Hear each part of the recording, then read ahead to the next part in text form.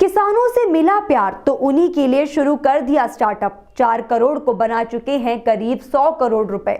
किसान की फसल अगर बर्बाद हो जाए तो भी दिक्कत, और अगर उसकी पैदावार बहुत अच्छी हो जाए तो अच्छा रेट नहीं मिलने की दिक्कत। तो अब यहाँ पर सवाल ये उठता है कि क्या इसका कोई समाधान हो सकता है? तो हम आपको बता दें कि एग्रीटेक स्टार्टअप ग्राम उन्नति के अनीश जैन ने इसका समाधान निकाल लिया है। अब अनीश जैन किसानों और कंपनियों के बीच में एक ब्रिज की तरह काम कर रहे हैं। इसका नतीजा ये है कि किसानों को उनकी फसल के अच्छे दाम मिल रहे हैं, और वहीं बात करें कंपनियों की तो कंपनियों को उनके मन मुताबिक फसल मिल रही है। आपको बता दें कि ये स्टार्टअप 4 करोड़ रुपए के साथ 2013 में शुरू हुआ था। लखनऊ के रहने वाले 39 साल के अनीश जैन ने मार्च 2013 में ग्राम उन्नति की शुरुआत की थी। शुरुआती 5 साल मार्केट एनालिसिस में लगे और साल 2018 में उन्होंने ग्राउंड लेवल पर अपनी कंपनी का काम शुरू किया। जैसा इस स्टार्टअप का नाम है वैसा ही इसका काम भी है। ये स्टार्टअप गाँवों की उन्नति की वजह बनता जा रहा है। किसानों को ग्राम उन्नति स्टार्टअप की वजह से काफी मदद मिल रही है। अनीश जैन को इस स्टार्टअप को शुरू करने में अपनी सारी सेविंग्स लगानी पड़ी। उनकी अपनी सेविंग्स भी कम पड़ गई तो उन्होंने दोस्तों और रिश्तेदारों से पैसे मांगे और उन्हें भी बिजनेस में लगा दिए। अनीश ने करीब 4 करोड़ निवेश के साथ ये बिजनेस शुरू किया था, और आपको बता दें कि आज इस कंपनी का टर्नओवर करीब 100 करोड़ रुपए के करीब पहुंच चुका है। साथ ही आपको बता दें कि इस कंपनी का काम 7 राज्यों में हो रहा है। साथ ही सरकारों से भी मदद मिल रही है। ग्राम उन्नति अभी 7 राज्यों में काम कर रही है। ये राज्य हैं यूपी, उत्तराखंड, राजस्थान, एमपी, हरियाणा, महाराष्ट्र और उड़ीसा। हर राज्य में उनका काम तेजी से चल रहा है और हर जगह की सरकार के साथ मिलकर वो कुछ बेहतर करने की कोशिश करने में लगे हुए हैं। ग्राम उन्नति का काम कितना शानदार है, इसका अंदाजा आप इसी बात से लगा सकते हैं कि अब तमाम राज्यों की सरकारें खुद आगे बढ़कर उनकी मदद कर रही है। सरकार ये अच्छे से समझती है कि जिस देश में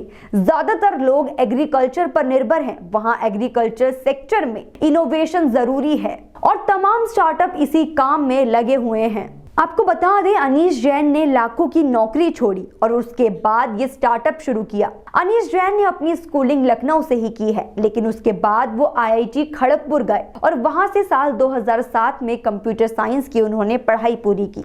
इसके बाद अनीश जैन ने कई कंपनी में काम भी किया। हालांकि कुछ ही समय में नौकरी करने के बाद उन्होंने अपनी लाखों की नौकरी छोड़ दी और अपना खुद का स्टार्टअप शुरू कर लिया। साथ ही आपको बता दें कि कठिन फैसला लेने में अनीश जैन की मां ने उनकी खूब मदद की। अनीश जैन के पिता इस दुनिया में नहीं हैं और अनीश जैन को हमेशा ही उनकी कमी खलती है। अनीश जैन इस बारे में बात करते हुए बताते हैं कि उनकी मां हमेशा ही उनके लिए एक शील्ड का काम करती हैं। इस बिजनेस को सफल बनाने में उनकी पत्नी ने भी खूब साथ निभाया है। आपको बता दें, दोस्तों और रिश्तेदारों ने भी मदद करने में कोई कसर नहीं छोड़ी और अनीश जैन उन सभी की उम्मीदों पर खरे उतरते नजर आ रहे हैं। आपको बता दें कि ऐसा नहीं है कि अनीश जैन ने नौकरी छोड़ते ही बिजनेस शुरू कर दिया। उन्होंने करीब साल भर का ब्रेक लिया और उस दौरान असली भारत को समझने लगे जो गाँवों में बसता है। अनीश जैन ने उस दौरान राजस्थान में काम करने वाले एक NGO के साथ मिलकर काम किया और एग्रीकल्चर के बारे में बहुत कुछ सीखा। अनीश जैन को किसानों की एक बात बहुत अच्छी लगती थी कि भले ही उनका कितना भी बड़ा नुकसान क्यों ना हो, वो मेहमानों की खातिरदारी में कोई कमी नहीं छोड़ते हैं। अनीश जैन बताते हैं कि वो जहां चाहे वहां जाकर खाना खा लेते थे। किसान उन्हें अपने खेत पूरे उत्साह से दिखाते थे और ये सब देखकर अनीश जैन के मन में किसानों के लिए एक प्यार पैदा हुआ। वहां अनीश जैन को समझ में आया कि किसानों को अपना सामान बेचने में सबसे ज्यादा दिक्कतें हो रही हैं। इंजीनियरिंग की पढ़ाई करने वाले अनीश जैन ये तो एग्रीकल्चर सेक्टर में घुसने वाले नहीं थे, लेकिन किसानों का प्यार उन्हें एग्रीकल्चर में खींच लाया। इसका नतीजा ये हुआ कि अनीश ने एग्रीटेक स्टार्टअप ग्राम उन्नति शुरू किया। तो चलिए समझते हैं कि ग्राम उन्नति का बिजनेस मॉडल क्या है। इस स्टार्टअप के 2 स्टेक होल्डर हैं। पहला किसान जो फसल उगाता है और दूसरा कंपनियां जो उस फसल का इस्तेमाल करती हैं। अनीश जैन दोनों के बीच में एक ब्रिज की तरह काम करते हैं। वो कंपनियों से उनकी जरूरत समझते हैं और किसानों से वही फसल उगाने को कहते हैं। इस तरह कंपनियों को आसानी से फसल मिल जाती है और किसानों को फसल बेचने की चिंता नहीं होती। साथ ही आपको बता दें कि इन सब में उनको चुनौतियों का भी सामना करना पड़ा।